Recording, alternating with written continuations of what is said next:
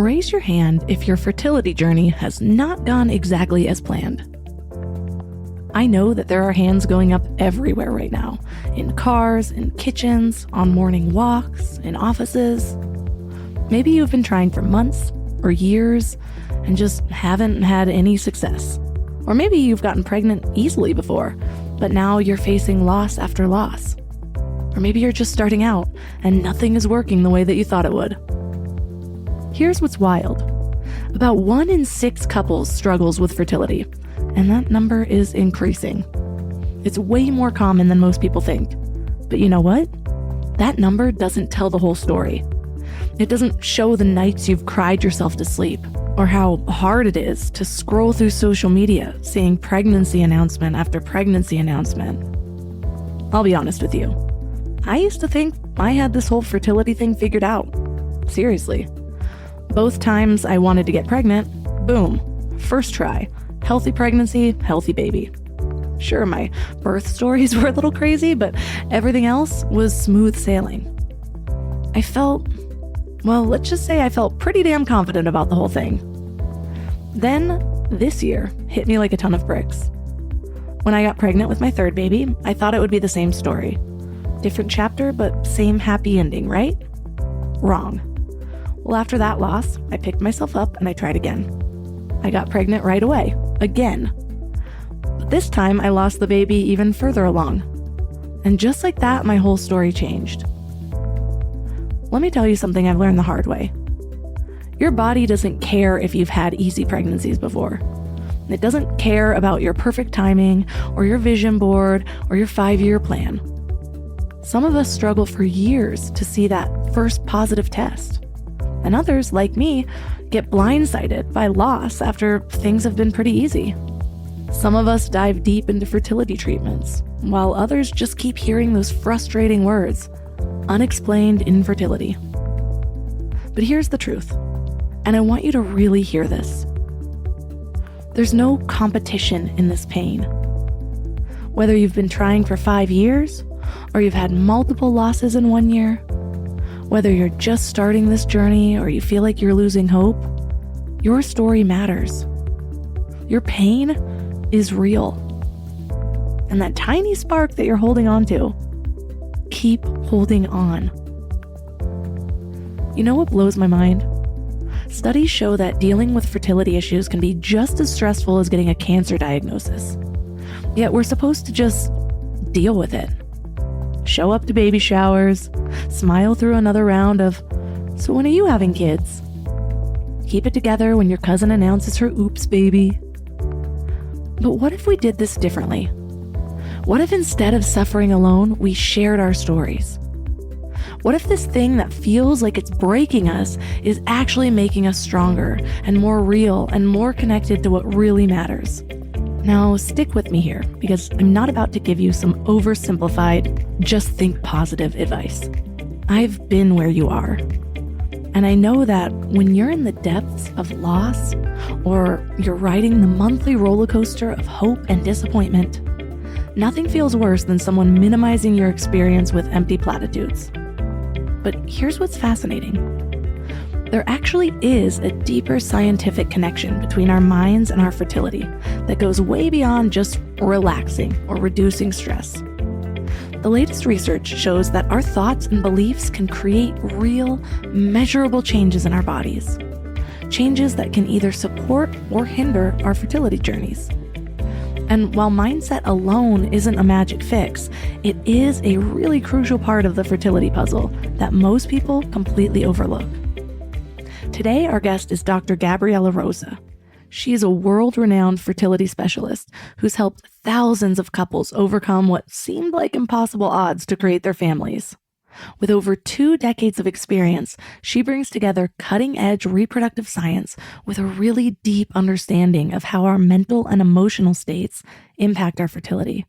So in this episode, you will learn the science-backed connection between your mindset and your fertility, and why most doctors never mention this. Specific action steps that you can take right now to optimize your fertility journey, and how to transform your relationship with your body from adversary to ally, even when you feel like it's failing you. This show is sponsored by BetterHelp. You guys, workplace stress is killing us. 61% of people are dealing with stress levels that are way beyond normal. So if you're feeling it, you are not alone.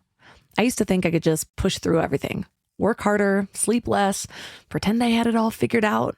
But that approach nearly broke me. I am all about following your joy. If that voice in your head is telling you to make a change, listen to it. Maybe you are ready to quit your job. Maybe you do need to flip your whole life upside down. But either way, you need support and tools to navigate it well. And that's where therapy comes in. Modern therapy teaches you how to set boundaries without feeling guilty, how to manage anxiety before it spirals, how to make big moves from a place of strength instead of desperation. And BetterHelp has over 30,000 therapists and has helped 5 million people worldwide. And you can talk to someone from your couch. No waiting rooms, no awkward scheduling. Therapy gives you the clarity on whether that voice telling you to make a change is your intuition or just the Sunday scaries. But either way, you deserve support. As the largest online therapy provider in the world, BetterHelp can provide access to mental health professionals with a diverse variety of expertise. Unwind from work with BetterHelp. Our listeners get 10% off their first month at betterhelp.com/mindlove. That's BetterHelp, HELP.com/mindlove. Let me ask you something. How much time did you spend last week thinking about what to eat? Planning meals, making grocery lists, wandering around the store like a lost tourist. I used to waste entire Sunday afternoons on this, and it was exhausting. Then I found Hungry Root. Hungry Root fills your cart with personalized picks and plans your week of meals, getting smarter with every order. They have over 15,000 recipes to choose from each week, and most are ready in 15 minutes or less. I'm actually headed to Michigan this week, and I had my Hungry Root order delivered there. So I already know that I have meals ready and plenty of snacks for the kids without scrambling to find a grocery store. It's just handled. And what I love most is their smart cart technology. It learns what I actually like and then recommends groceries, recipes, and supplements just for me. So no more buying spinach that rots in my fridge. They screen out over 200 additives and only source high quality ingredients. The time I've gotten back has just been life-changing. So take advantage of this exclusive offer. For a limited time, get 40% off your first box, plus get a free item in every box for life. Go to hungryroot.com/mindlove and use code MINDLOVE. That's hungryroot.com/mindlove, code MINDLOVE, to get 40% off your first box and a free item of your choice for life. hungryroot.com/mindlove, code MINDLOVE. We did a study which was part of my master's in public health at Harvard, and we were looking at our results across the clinic and across our program. And what we noted was that before coming to us, 51.5% of patients had experienced miscarriage. After treatment, we had a miscarriage rate of 13.5%. So we noted a dramatic decrease in miscarriage risk and certainly miscarriage rate of the people that we treated. And the reason is very, very simple. We actually take the time to figure out all of the possible reasons as to why miscarriages are occurring. Turn up your frequency with MindLove. Bite-sized brain hacks for seekers, dreamers, and doers. It's time to give your mind a little love with your host, Melissa Monti. So what led you down the life path of helping people with fertility? It's a great question. And even to this day, when I ask myself that question, of course, there were the momentous occasions of life, that happened and that kind of brought me down this path. The first was being diagnosed with polycystic ovarian syndrome at the age of 18. It was a very nonchalant doctor on the other side of the phone line, literally just saying, "Oh yes, your blood tests have come back and you have polycystic ovarian disease."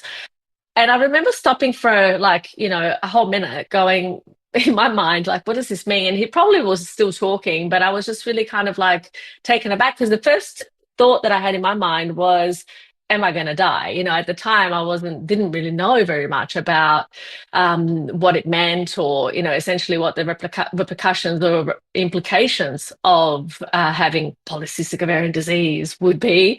And so I literally asked, I said, like, is that very serious? Am I going to die? And he goes, no, you're probably just never going to have children. And I'm like, oh, that's an interesting follow-up He's so to the kind. disease piece. I know. I know. I'm like, okay, that's the kind of thing that you tell an 18-year-old. So you don't know how they're going to take it, but hey, just spill it out over the phone. So I think that was the first instance where I thought, gosh, there has to be a better approach, you know, to care and patient-centered care. And at the time, I didn't have those words to put around it, but I really felt like, gosh, really, this is as good as it gets. And then, of course, I started studying, and I decided to kind of venture down the path of nutrition, and very quickly realized that that wasn't going to be, you know, there's only so many times that you can tell somebody that they need to eat a vegetable to be healthy, and they don't do it for years at a time. And you go, well, okay, that didn't quite work as well as I would have expected. That I decided, you know, that naturopathic medicine was something that was more along the lines of, you know, feeling like it was very natural still, but that had more to intervene with, you know, herbal medicines, nutritional supplementation, all of those things kind of called to me in terms of like preventative health. And that was really very much where my mind started to go. It's like I remember telling my mom when I was very young that I wanted to die healthy, you know. So preventative medicine really did speak to me, and that's how it all began. And then very quickly, in I guess the first kind of 6 months after graduating, I was working for an obstetrician gynecologist for 6 years as I was studying. And he said, oh, you know, if you want to practice from here. And I was like, oh, that sounds lovely. And because the types of patients that used to go there were people who were trying to get pregnant or who were pregnant. And, you know, I used to see the babies all coming in and very cute, you know, 6-week-old little angels, and thought, oh, you know, maybe pediatrics would be a good idea. And my boss at the time literally turned around to me and said, that is the worst idea you've ever had. And I'm like, oh, thanks for being so kind too. And he said, you know, your patients, if you're working with pediatrics, your patients don't speak, and your patients are your parents' patients. So, you know, your patients are the parents of the patient. It's very difficult to be able to kind of, and I realized that, and that's then how I decided that, okay, I still like babies, and I still have a passion for, you know, doing some kind of preventative work. And I started working with women's health a whole lot more. And women's health led to the next thing, which was women having, you know, difficulty conceiving, difficulty keeping pregnancies to term. And so very quickly after that, I started to see a lot of patients in my clinic who were having a lot of challenges getting pregnant.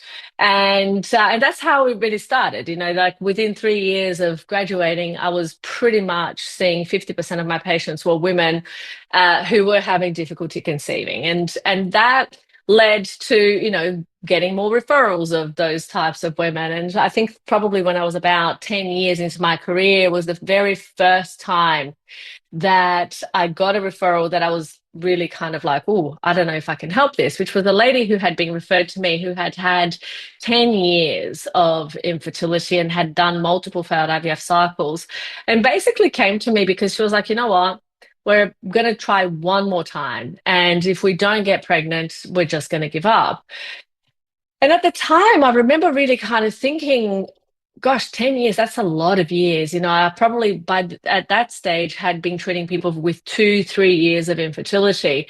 And when she said 10 years, I actually ended up saying to her, I said, listen, I don't think 10 years is something that I can help because I haven't done it before. And she goes, well, I have nothing to lose because if I don't do this, I'm not going to have a baby anyway. So the worst thing that can happen is that I can be healthier. And I thought, you've sold me. And so that's how I ended up treating this lady. And within 4 months, she was pregnant. And I was like, okay, maybe that was a fluke. And, you know, maybe that's just like it was just a random occurring. So I kind of, thought, okay, that's amazing for this couple, but I don't know if this is like replicable. And then another couple walked into my door that had been trying for 19 years. And at that point, I was like, look, I really don't know, but this is the situation that has just happened, and we can try. Long story short, we did, and several months later, she was pregnant and had her baby for the first time, again after doing multiple failed IVF cycles and other natural treatments. So then that's when I started to, it actually was the thing that made me very curious about, okay, if this is possible in these kinds of very long-standing time to pregnancy and cases of infertility, what else is possible? And so then after that second couple who came to me in that kind of situation, I decided that I was only going to take on patients who had been infertile or had difficulty conceiving for more than 2 years. And that's how a whole new era of my career began.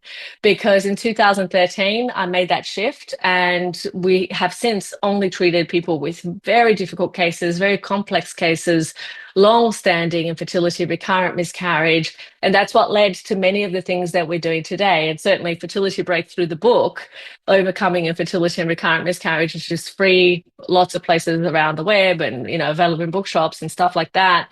I tell those stories, but it would have never have happened had it not been for those two initial cases where it really took my entire career in a whole new trajectory. So that's, I guess, a long, long way of describing how it all started, but that's really how it all started. That's so incredible. And what a gift to be able to give people. Just, I shared my story in episode 369, and I just know the feeling of that longing. And one thing I haven't had to go through yet is the feeling of not being able to get pregnant, not having your body do something that you so want it to do. I do know the feeling of loss, which I don't know which one would be harder, but I know both are very, very difficult emotional journeys.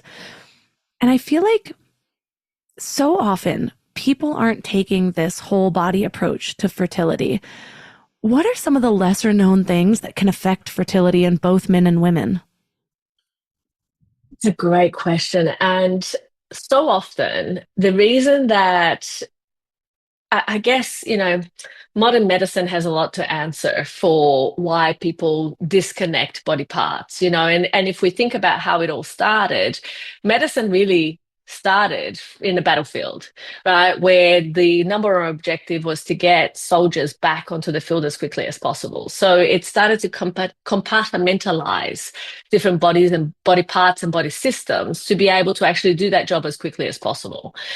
The problem, I guess, that we have today is that that continued, and those subspecializations have become even more subspecialized to the point where, if we look at a part of the body that is not working as effectively as it could, or a body system, it's almost like that body system is viewed under the lens of it being an isolated part of the entire body. And the truth is that there is absolutely not a single part of the human body or a single cell that works in isolation. So, when we're coming back to treating fertility, we expect, and certainly IVF treatments and medicine looks at, getting the egg, getting the sperm, we have an embryo, voila, we should have a baby. Except that 70% of IVF cycles still fail. And so we've got to come back and question, okay, if 70% of cycles don't work, what is it that we need to look at, and how could we prevent that from happening?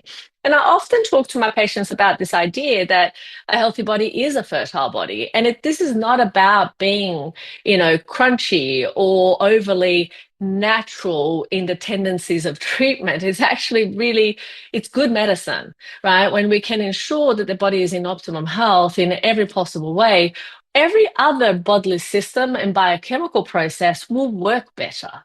So when people think about, what are the things that are affecting my ability to keep a pregnancy to term, or even for conception to occur, we really have to take into consideration the entire exposome.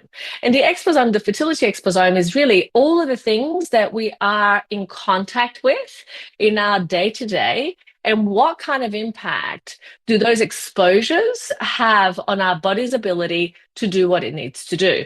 Let me give you an example of this in a different context.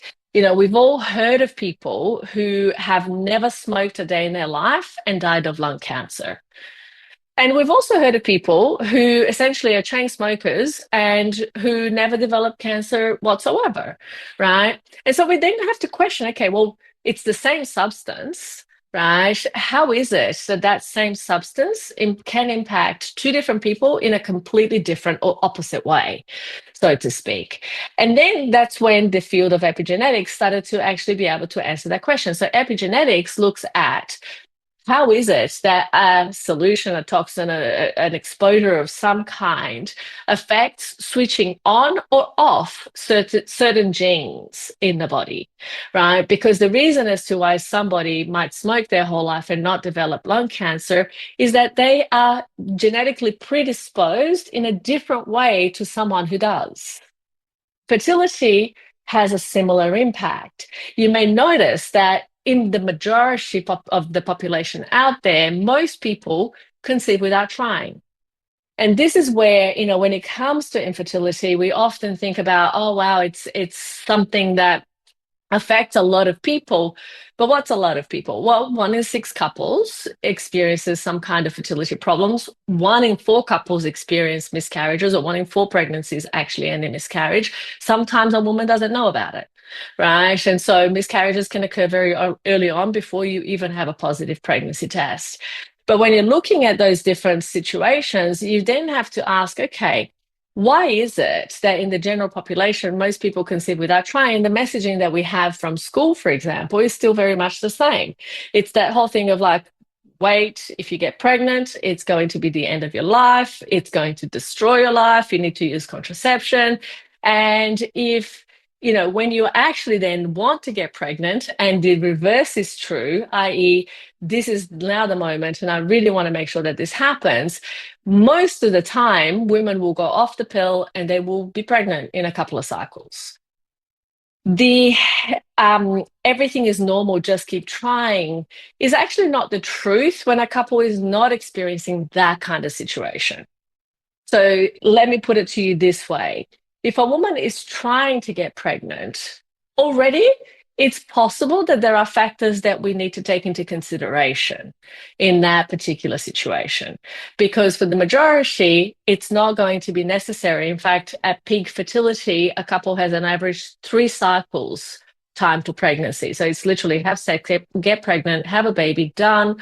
We're no longer having this conversation. Then the other kind of proportion of the population where we are having this conversation, it's typically because there are things that are getting in the way. And the truth is that we don't know what it is that is impacting a single person or a particular couple until we start to dive deep into what it is that they are predisposed to, or what are the types of things that is going to make a difference in their particular situation. And that takes diagnostics. Now, there are lots of things that we can think about from a different lens that I like to talk to my patients about, which is this. Let's imagine for a moment that you are pregnant right now, right? Most women will have a lot of ease thinking about that. Guys sometimes struggle a little bit more to think about or imagine being pregnant, right? But it applies to them too, because right now, both women and men are carrying 50% of that little baby that they're going to be creating, right? So what we're wanting is for those cells to find each other and kind of become intertwined, so to speak.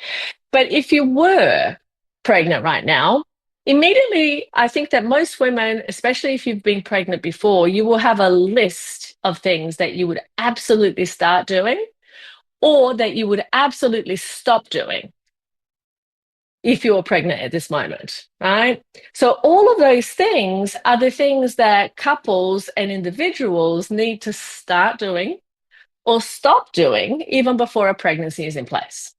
Does that make sense? So when you ask me, what is it that people should be aware of? What is it that people should be concerned about if they're wanting to either prevent miscarriage, increase the chances of getting pregnant?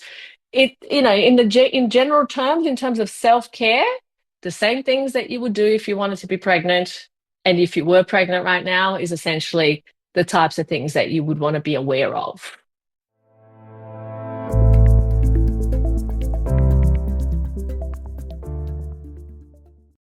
I was just talking to a friend who's been trying to hire someone for 3 months. 3 months! She's been posting on random job boards, scrolling through resumes that make no sense, getting ghosted by candidates. It's a mess. When it comes to hiring, Indeed is all you need. Stop struggling to get your job post seen on other job sites. Indeed's sponsored jobs help you stand out and hire fast. With sponsored jobs, your post jumps to the very top of the page for your relevant candidates so that you can reach the people that you want faster. And it makes a huge difference. According to Indeed data, sponsored jobs posted directly on Indeed have 45% more applications than non-sponsored jobs.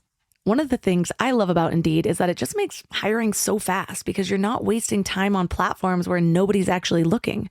Your job gets in front of real candidates who are actively searching. Plus, with Indeed sponsored jobs, there's no monthly subscriptions, no long-term contracts, and you only pay for results. How fast is Indeed? Well, in the minute I've been talking to you, 23 hires were made on Indeed, according to Indeed data worldwide. There's no need to wait any longer. Speed up your hiring right now with Indeed. And listeners of this show will get a $75 sponsored job credit to get your jobs more visibility at Indeed.com/mindlove. Just go to Indeed.com/mindlove right now and support the show by saying you heard about Indeed on this podcast. Indeed.com/mindlove. Terms and conditions apply. Hiring? Indeed is all you need. I didn't realize that, well, I found this out after I was pregnant the first time. So much that I found out after getting pregnant. There's like no education around it before. And so then you're just going in blind. I feel like I would have done so much better in my first pregnancy if I would have known all of this. I'm even finding out things now. My first pregnancy was, well, my first birth was very difficult. It was 52 hours. I transferred from a birth center to a hospital, and I thought I was going to have a fairly easy. Well, I was curious about what kind of labor I was going to have because I have very small hips, so that was a concern for some reason. And then I also do a lot of yoga, so I was like, maybe this will really help.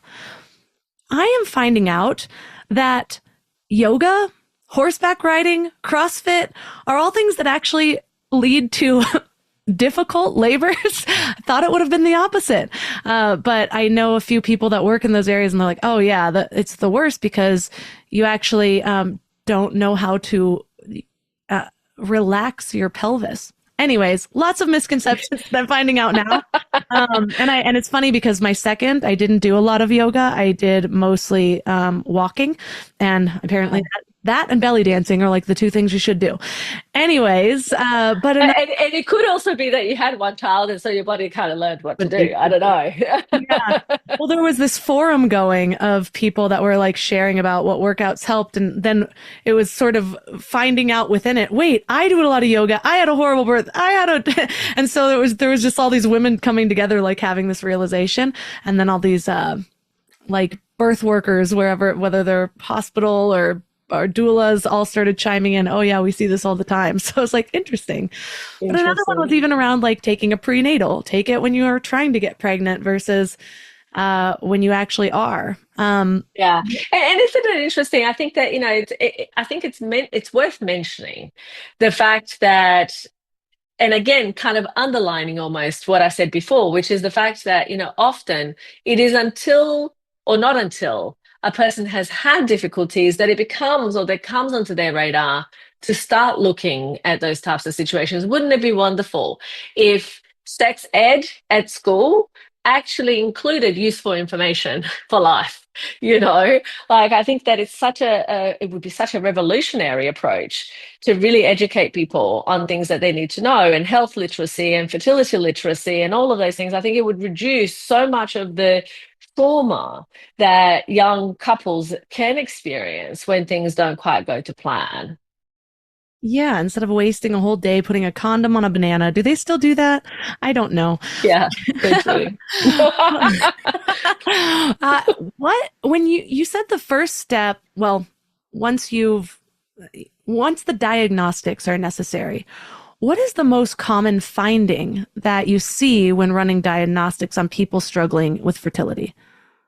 It depends on, you see, it would be interesting. Obviously, the primary things that, are ruled out in terms of standard diagnostics are things like tubal infertility. So whether the fallopian tubes are working or not, that's something that will be checked typically very quickly. And hopefully, the problem is, and let me just backtrack a little bit, because I think that this is an interesting thing that we do need to discuss, because I often talk to women who are young, say, in their early 20s, and they basically go to their doctors because they want to be pregnant, um, within a certain period of time. And there's different reasons for that. But, like I spoke to a couple of women this year where one was 21, the other one was 22. They were already trying for a couple of years each to get pregnant, and had gone to their doctors and literally had been dismissed by their doctor,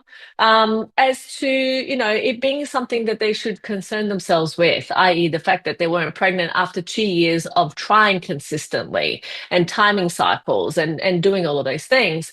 And the reason really is because, like, doctors will dismiss patients for two major reasons across their life, reproductive life cycle.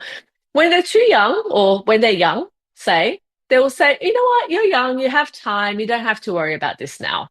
Or if they're older, because then what happens is that they're just told, oh, you know what, you're too old. Your egg is no good anymore. You're probably not going to be able to have a baby. So unless women really advocate for themselves and understand that they really have to advocate for themselves, unfortunately, they get very poor healthcare treatment. Right now, in the middle of that, which is that kind of, that time frame where women have been trying for 12 months is the usual guideline, and nothing has worked, they basically will then go to their doctor, and their doctor will do the basic tests, which is, are you ovulating? Are your fallopian tubes clear? And do we have sperm? Like, those are the three basic things that essentially will be done.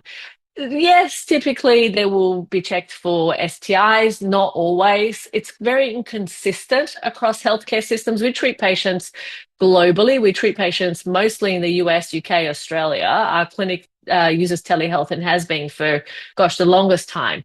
We started doing telehealth appointments in 2003. In 2013, we switched completely to telehealth. So we have visibility across multiple healthcare systems around the world.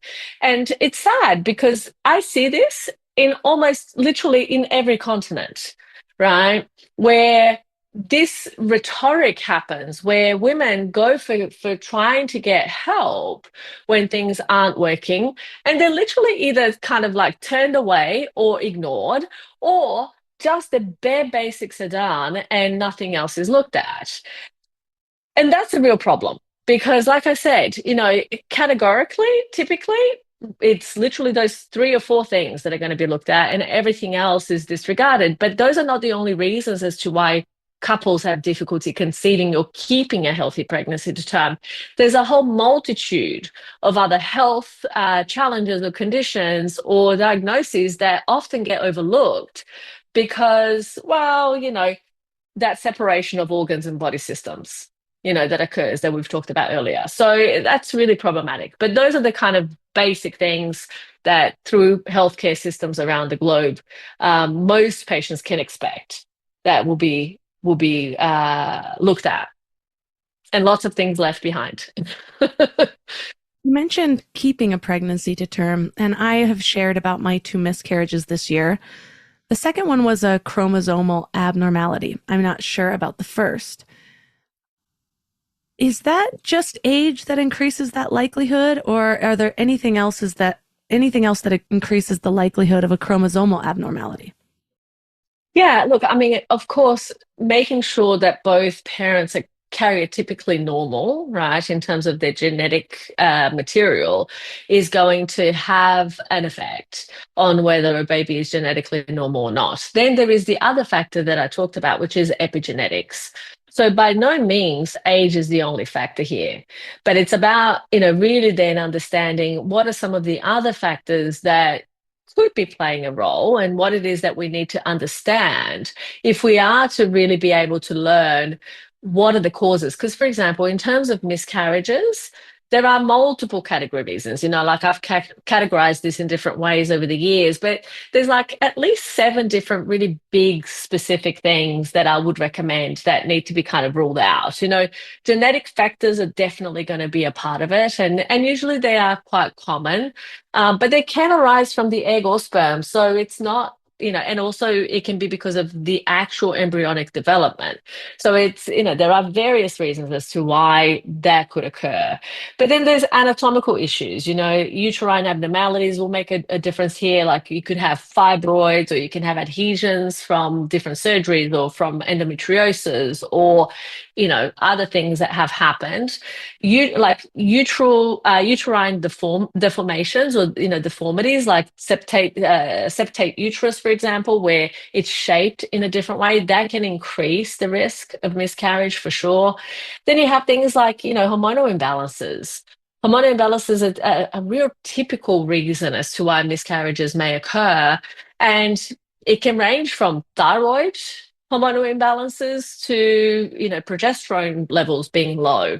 And progesterone levels can be low because of many different reasons. Like we know that when it comes to fertility, you have the way in which the body releases the egg is also going to make a difference in terms of timing, but also in terms of the size of the corpus luteum, which is the part that is left behind from the ovulatory follicle that produces progesterone. So if we have, for example, a hormonal imbalance that leads to an egg not maturing as effectively or as well as it would need to, then that can impact your progesterone production. And progesterone production will be really a big impact when it comes to miscarriages, and immunological factors is another one, right? So it can be things like autoimmune conditions, from, antiphospholipid syndrome, which basically increases clotting in the system, and that also is a very big contributing factor for recurrent miscarriages. Infections is another one. So you can have sexually transmitted infections, like I've mentioned before. That's why one of the things that really does get tested is that. But something that's often not really taken into consideration, and that really needs to, is, for example, bacterial vaginosis associated bacteria, right? If a woman has ever had bacterial vaginosis, she is potentially could have that bacteria, in her uterine cavity, which essentially means that when she has unprotected intercourse, it can also pass on to her partner. It can impact sperm parameters, but it can then also, the impact on sperm parameters itself can actually increase the risk of miscarriage. One of the things that is often not known, like you've said before, Melissa, as you're saying, like the things that I didn't know before I experienced these things, is that 50% of the reasons as to why a miscarriage occurs is actually because of male factor. So sperm plays a huge role here too, not just in terms of conception, but in terms of keeping a healthy pregnancy to term. And then you have, all of your lifestyle, environmental factors that, smoking, alcohol, drug use, environmental toxins, all of these things can also play a role in terms of miscarriages. So it's hard to say, when somebody is experiencing a miscarriage or have experienced recurrent miscarriages, more than 3, it's hard to just talk to the person and say, oh, it's because of these reasons. You can't. Nobody can do that. Like if a doctor says to you, oh, you've experienced a miscarriage, oh, it's because of your age, and they haven't done all of these other things to really understand what actually is happening for that couple, they probably just don't have more than 5 minutes to ask questions and to have conversations, right? And so what happens is that a lot of patients are dismissed in that kind of way too. It's like, oh, you're 38 and a half. Well, it's because of your age. Well, No. Have you actually done all of these tests? Laundry list long. No, but we don't need to, because that's the most likely thing that happens at this age. Therefore, that's what it is. And it's not. And, we can show this in our clinic. We did a study which was part of my master's in public health at Harvard, and we were looking at our results across the clinic and across our program. And what we noted was that before coming to us, 51.5% of patients had experienced miscarriage. After treatment, we had a miscarriage rate of 13.5%. So we noted a dramatic decrease in miscarriage risk and certainly miscarriage rate of the people that we treated. And the reason is very, very simple. We actually take the time to figure out all of the possible reasons as to why miscarriages are occurring. And we do that very proactively. We don't wait like you normally would expect, in the kind of like general healthcare system to have at least 3 miscarriages to start investigating. We will start investigating at the time that somebody actually has not seen a pregnancy test for more than 2 years, or 1 or more, because we know that you're not always going to see a positive pregnancy test and then have a miscarriage.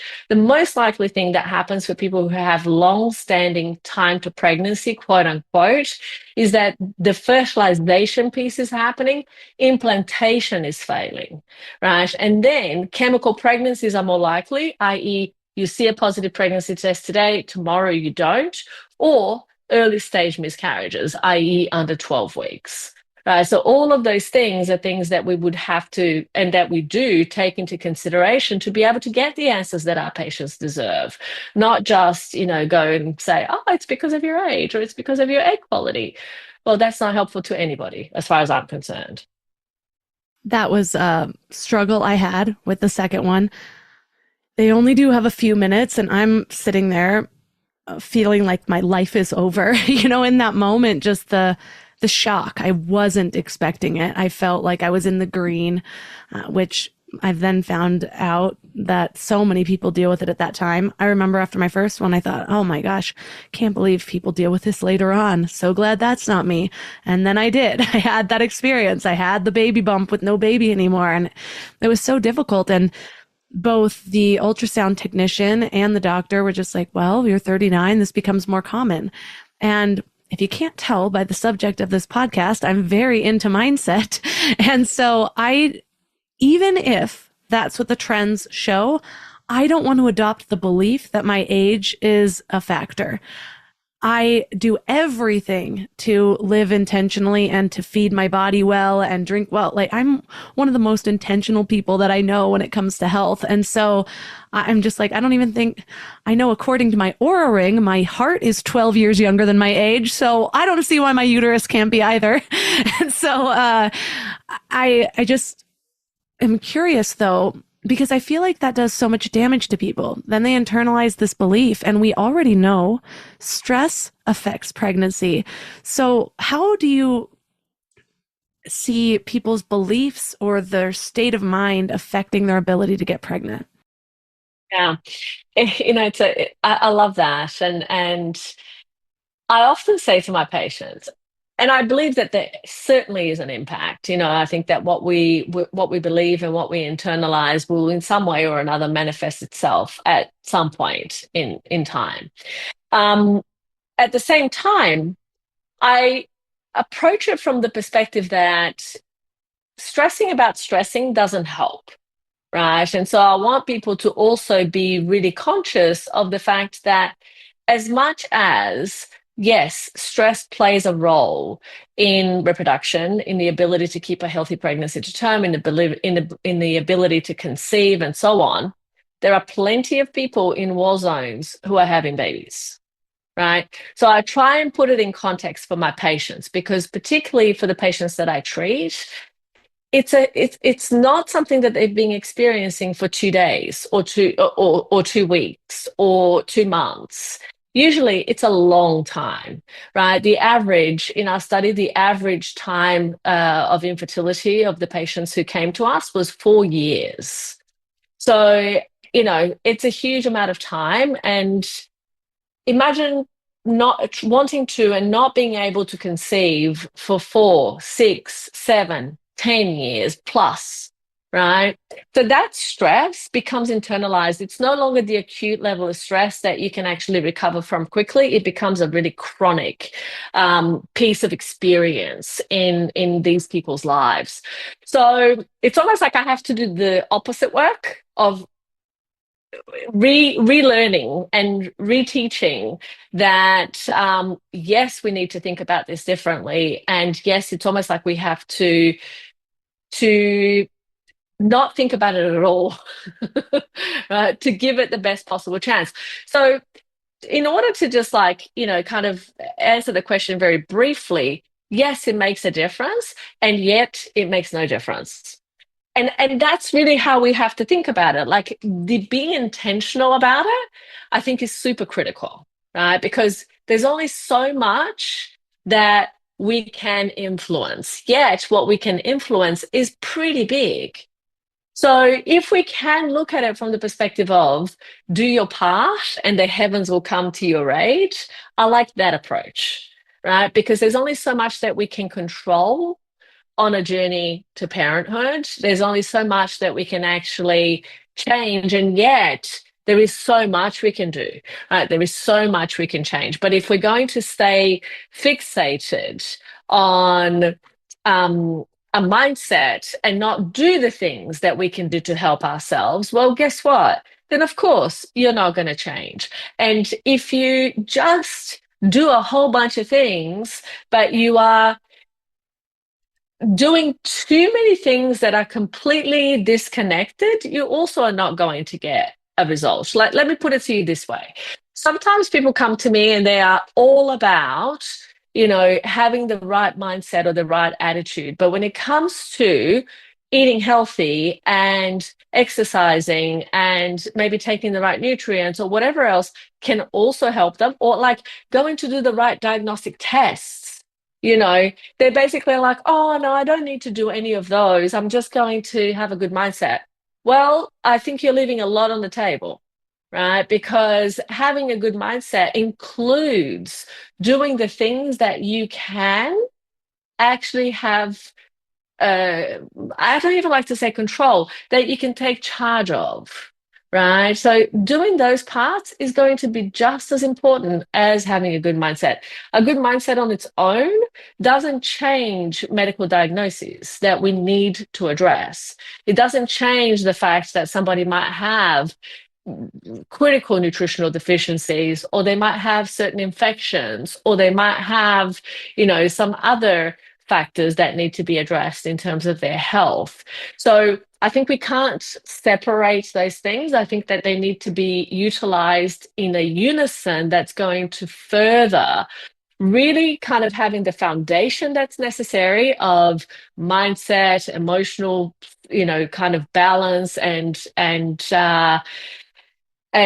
some kind of way of processing the challenges that we need to process, but also is kind of struck by the balance of doing things that are going to make a difference. Does that make sense? It I does. think that we can't separate those things is essentially what I'm saying. Yeah, and I feel like you outlined the people who read the book or watched the movie The Secret and they're still waiting for all their manifestations to show up at their door and not realize that you have to meet it with action.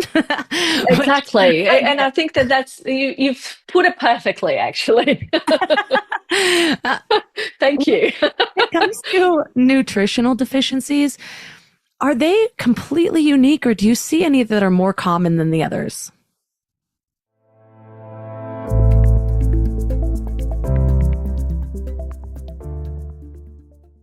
When it comes to nutritional deficiencies, are they completely unique, or do you see any that are more common than the others? Look, I think that there are some that are more common than the others because they get more tested than the others, right? And so, things like your iron, your B12, your folate, your vitamin D, those nutritional deficiencies are typically tested frequently, because we know the impact on a public health level. We know the impact of those particular nutrients being deficient and how that negatively impacts health across the life cycle. But then there are other things that just don't get tested. And so we don't know. Is it because those foods are more readily available and therefore, there's less risk of deficiency? Not necessarily. It's just that they're basically, testing is expensive, right? And the type of testing that you're going to kind of roll out to an entire population is going to have a huge cost on a healthcare system and on a country's kind of budget, right? So then that's where these tests become kind of limited to a few, or limited to, like you can test everything and anything, but then how much you actually of that information, how much you can operationalize to improve health, and the level of impact of health improvement that you can measure from just testing single nutrients is also very minimal, right? So typically, when you're looking at population interventions, you're not going to see a lot of these, kind of major nutritional tests being rolled out or done, because they're expensive and because you have multivitamins that are available to kind of remedy, any major kind of deficiencies. And typically, when it comes to cost effectiveness in healthcare systems, what we're looking at is, if you're going to treat anyway, why test, right? And things that are simple, for example, that's why women are told to have a prenatal as you start to try and get pregnant.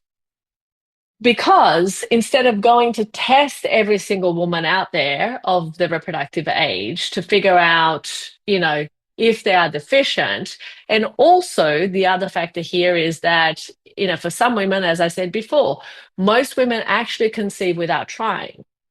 So because in the general population, that's what's going on, you have those kind of public health messaging ads, either because pharma companies want to make money and they can just put their multivitamin out there in the ads for women to just go and buy.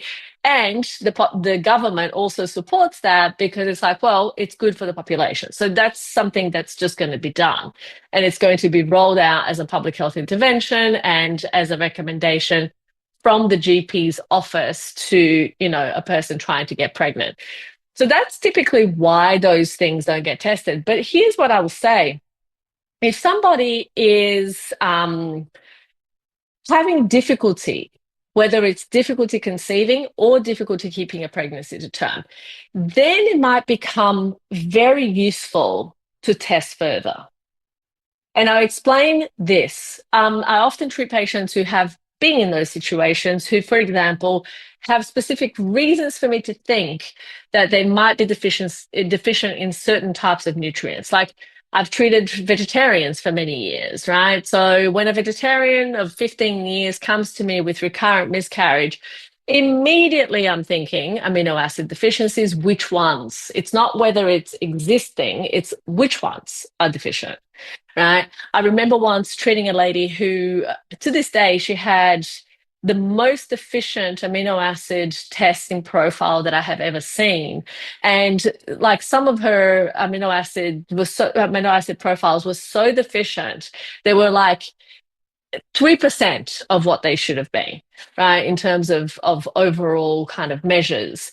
And when we treated and we got her, very specific amino acid prescriptions, and she took that for several months, and that test came back normal finally.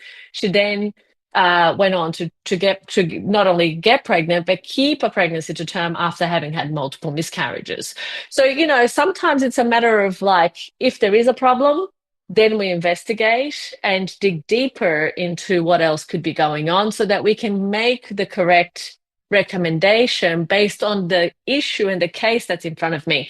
Because, for example, that same recommendation wouldn't be applicable to somebody who eats meat 5 times a week, because it's very unlikely that they're going to have an amino acid deficiency. They could have other issues right, that are playing a role in their situation.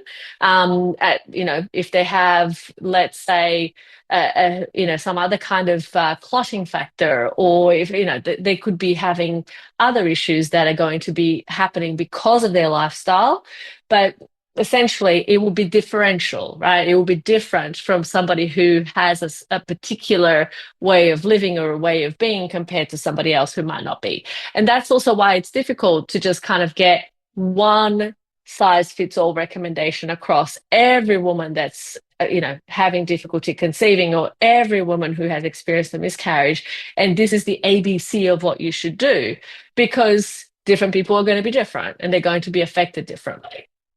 Is there foods or supplements that you generally recommend to everyone, whether or not they've had that sort of diagnostic testing going? So if somebody's like, okay, well, I'm thinking about it, I don't have any reason to believe anything's wrong, but I'd really like to support this pregnancy, what do you recommend to them? Yeah, I mean, look, I think that overall we have to start with the basics, right? And the basics is the healthiest, freshest, most unprocessed diet as you can possibly have, that is ideally organic wherever possible. Or if organic is not accessible, then we look at the Dirty Dozen and the Clean 15 lists, for example, from the EWG, the Environmental Working Group, and look at what are the things that are really super high in pesticides that we need to avoid, and what are the things that essentially we can still have that are going to be pretty okay. So then it's looking at how else do we minimize other health potentiating concerns. Basing meals on vegetables and protein, enough protein about the size and the thickness of the palm of your hand. If you are a meat eater, chicken, fish, making sure that it's the small fish, making sure that it's not something that's going to be ideally heavily laden with heavy metals. Typically very big fish are going to be problematic. So we want to kind of like deep ocean sea fish that are small, chicken organic wherever possible. Again, meat a couple of times a week if possible. That's, a general kind of, and basing meals on vegetables and protein, because we want to avoid as much as possible. I still to my patients, because most people who experience miscarriages could be having an impact that is immunological. So when the immune system starts to overreact, sometimes environmental concerns or environmental things that happen in the environment, whether it's an exposure through diet or another type of exposure, and diet is our most kind of prevalent exposure, because guess what? We all eat every day, all day, right? And so the things that we are putting into our body our body can start to react to certain things. And food sensitivities happen typically on a threshold. So it's not a situation of you absolutely are or you absolutely are not food sensitive, unless you have something like celiac disease where you are gluten intolerant and you should never eat it. Incidentally, if you are gluten intolerant, your risk of miscarriage and infertility is going to be much, much higher. But if you have a sensitivity to those foods, gluten, dairy, and so on, eating enough of them so that it hits that threshold where you start to have symptoms can also have an impact on fertility and miscarriage. So then that's where we want to be looking at, how can we decrease any kind of overreaction by the system, by the body, to any of these things that are present in our day-to-day, whether they come from our food or whether they come from things that we put on our skin and so on.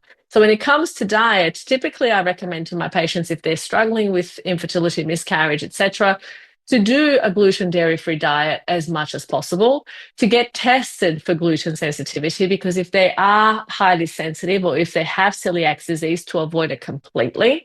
And then the rest of the diet really, ideally, needs to be based on fresh foods, vegetables, and protein as much as possible. No more than 2 pieces of fruit a day, because another thing that can actually impact the ability to conceive and keep a pregnancy to term is insulin resistance. So insulin resistance, pre-diabetes, diabetes, all of those things will definitely make a difference. And it's something that we need to take into consideration. And when we're talking about diet, it's the best kind of intervention that we have for those types of health conditions.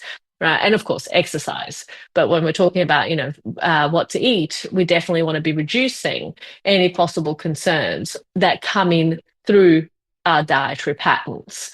But those are the types of things that, like coming back to what we said early in the conversation today, doing the best that we can to act pregnant now to get pregnant later and take home a healthy baby later, right? Which is all the things that you would absolutely start doing or that you would absolutely stop doing if you were pregnant right now. That applies to every aspect of what we're doing in our day to day. Well, I know when I'm pregnant, I usually get my husband to cook most meals, so I think I'll implement that now. I think that's a great strategy. Well, thank you so much for everything that you've brought today. I usually ask people to leave listeners with one thought or action to do to really ground this all into reality, but I love the one about act pregnant now to get pregnant later. Is there anything else you would add to that? I think, a lot of times we're so too hard on ourselves. I think there's a lot to be said for do your best and, kind of let the heavens come to your aid, do your part and let the heavens come to your aid. I think that's a good principle to internalize. Well, for listeners that want to connect with you, where's the best place to do that? They can go to my website, which is fertilitybreakthrough.com, or they can search me on Google, which is Gabriela, Gabriela Rosa, Gabriela Rosa. And Fertility Breakthrough, the book, which is Fertility Breakthrough, Overcoming Infertility and Recurrent Miscarriage When Other Treatments Have Failed, is available free on YouTube. It's also available free on Spotify, and it's available in every bookseller around the world. All the links from this episode will be at mindlove.com/376. Your challenge for this week is to embrace what Dr. Rosa calls act pregnant now to get pregnant later. I really love this mindset shift because instead of obsessing over what's not happening, it kind of puts you back in the driver's seat. So pick one area of your life.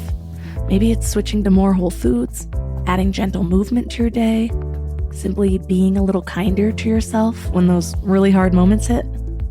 Start treating your body like it's already creating the miracle you're hoping for. And remember, this isn't about pressure or perfection. It's about loving yourself enough to create the optimal environment for new life, whatever that looks like for you.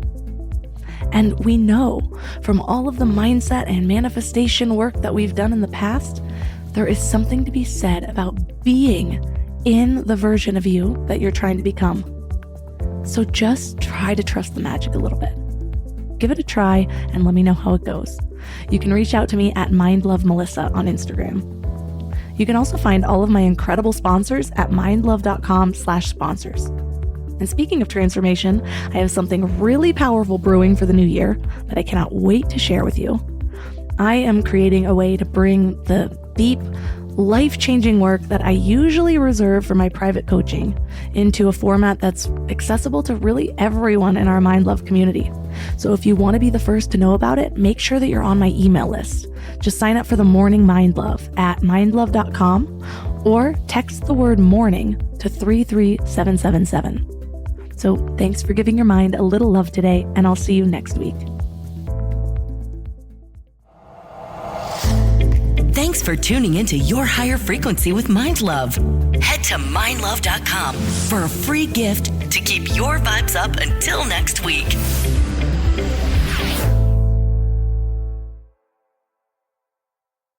Get ready. Wayfair's biggest sale of the season is almost here. It's Black Friday in July, and it's coming your way.